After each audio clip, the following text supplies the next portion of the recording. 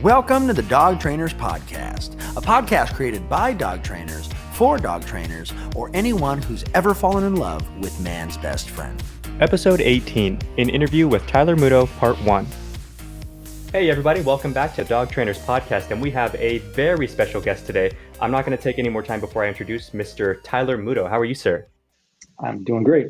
Good. Hey, really quick. So before we dive in, I just wanted to be sure that you can find all of us on Instagram. You can find me at UNTAMEDDOGCO. That's UNTAMEDDOGCO. You can find Brent at CANISBEHAVIor. That's all one word. And you can find Tyler at Tyler_Muto, M-U-T-O, as well as Consider the Dog. And that's Consider_the_dog. So what we wanted to talk about, man, is we're super excited to have you on. And we were listening to some other stuff that you've put out because there's so much content and you guys have done amazing work, especially like Brent was talking about just a minute ago with, regards to, I think what really helped me stand out, or help you stand out to me in particular too, was just the way that you're really clear with your markers and really clear with almost knowing when to ease up on a dog. I remember seeing an episode where you were working e-collar place with a dog and the dog thought about getting off the bed. It was like a raised kind of Karunda bed. I think he stepped off with one paw, and it was something as subtle as like you took a little step in his direction, he backs up. There wasn't really much of a correction or anything. And then you explained to the camera, he thought about it and ultimately fixed himself. And I'm going to reward that instead of taking the opportunity to correct something so minor.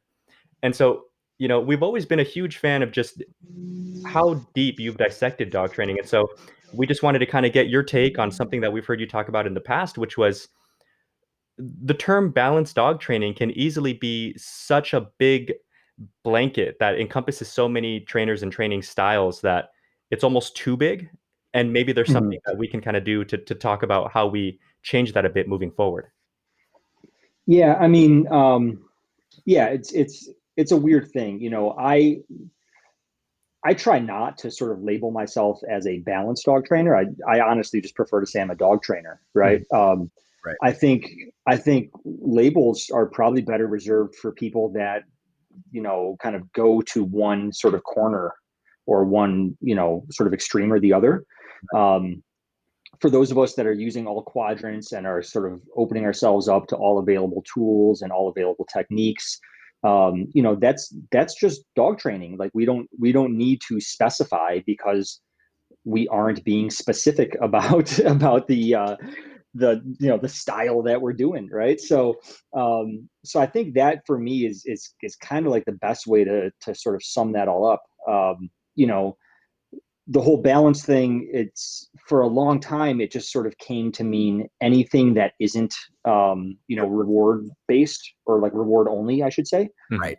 So it's like either you're an all positive or an all reward based trainer or whatever one of the dozen names that, that gets termed as, or you're a balanced trainer. And that's not really an appropriate dichotomy, right? Because there are people who call themselves balanced trainers that don't ever use, rewards. Like Right. It's not very balanced at all, right? Or I mean, they might use some praise, but the training is way more heavily tilted towards the negative reinforcement or positive punishment end of the spectrum.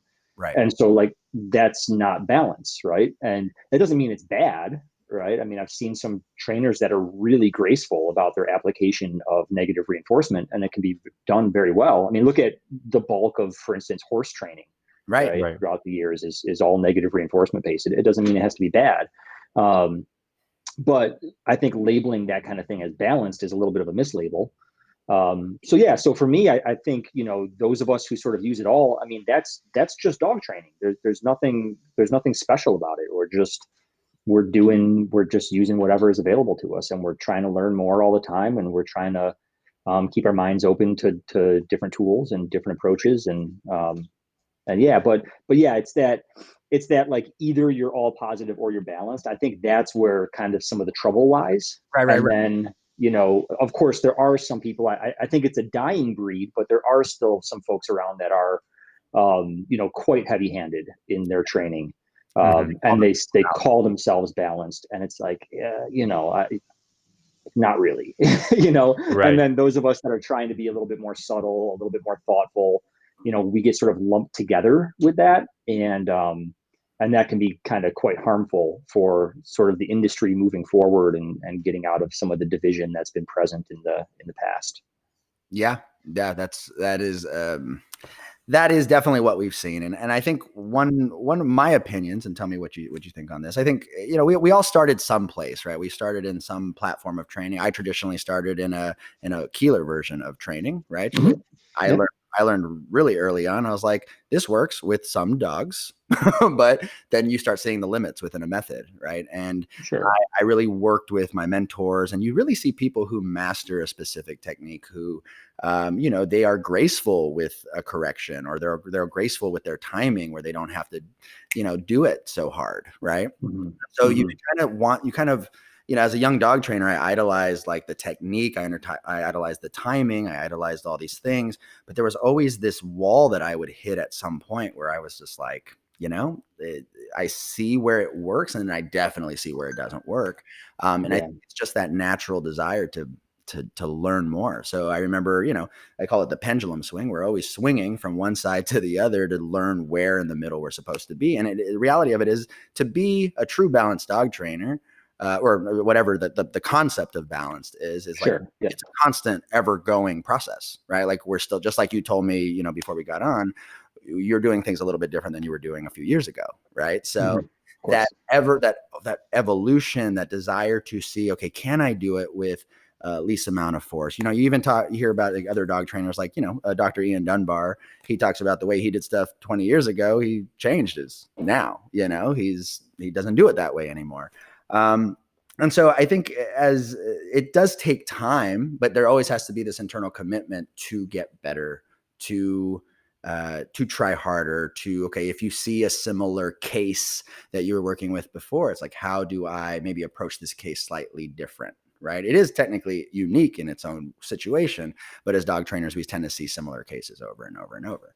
So yeah, I think it takes an intrinsic desire to get better, because I've seen dog trainers who just try and, beat a dead horse when it comes to a certain technique. And like, you can keep trying, keep trying. And sometimes they're just so stuck to an ideology, or they're so stuck to a mentality, like just a very stubborn thing, that it actually ends up not being good for that specific dog.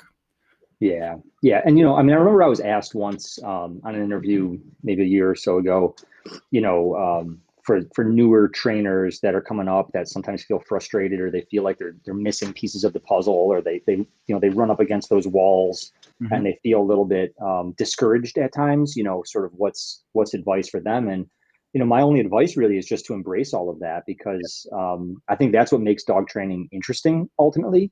Right. Is that it is sort of like this infinitely deep well that you seem to never get to the bottom of. And even myself, and bear in mind, I there's people out there that have been training dogs 3 times as long as I have been. Right. But I find myself still sometimes getting frustrated, or feeling like I'm missing something, or there's something I could be doing that can streamline things. I mean, even just the past 2-3 years, Right. we really overhauled a lot of what we were doing at my training center. I mean, really overhauled. Right. We changed so much stuff because I was feeling frustrated. I was feeling like things were taking longer than they needed to. Like there was more steps involved than there needed to be. Like we weren't being direct, if somebody would come in with a behavior problem, we're sort of addressing it in this roundabout fashion, rather than just sort of like going in with a scalpel and, removing the tumor, so to speak.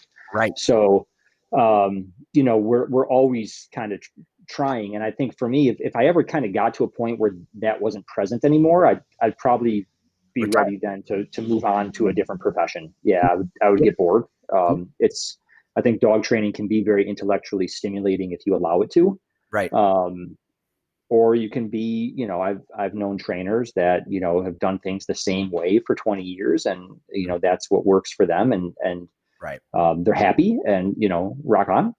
But for me, I personally would not be happy if that were the case. That wouldn't work with my personality type. And so I think if you're feeling like, man, like, God, there's all these people that are better than me, there's all this stuff I still got to learn. It's like, great, great. I mean, look at all this stuff. You have so much to look forward to in your career, right? Right. What's That's cool true. is it's an interesting thing. And I love that you bring up kind of the the frustration that a younger dog trainer would have, and kind of the idea of just embracing it in a way that I found, because I've been there too, of course, I think everybody hasn't. A way that I found that made it make sense for me was like, what you mean when you say embrace it, at least in my head, is you let the frustration push you in the direction that you need to go, which is, all right, well, now you need to pick something else up, figure out what's going on, because you'll also get the other end of the spectrum. There are the young trainers who will kind of like live and die by the method that they've learned originally. And then Right. you find the Of course, people yeah. that will like, okay, this isn't working, I immediately switch to something else. And maybe they never quite got good enough in that particular method that they didn't really reach the limit of it before they moved on. And of course, we know that in like modern training these days, it's really a blend of a lot of methods put together. You start with some really good food work with perfect timing and marking and things like that, and then you transition them over to like leash or e-collar work or whatever the case. And so it's good to be good at a lot of different methods. And I think that sometimes people are too quick to jump off of one and onto another, and so they're never really mastering anything. Right. Yeah, I think that's a common thing, like in modern training, especially. It's that It's training, sort of like, you know? well, yeah, I mean, I remember when I was kind of starting out and up and coming, like Facebook wasn't really a thing yet, and YouTube was like not really a thing yet. Right. There weren't that many seminars available to take. They were sort of few and far between.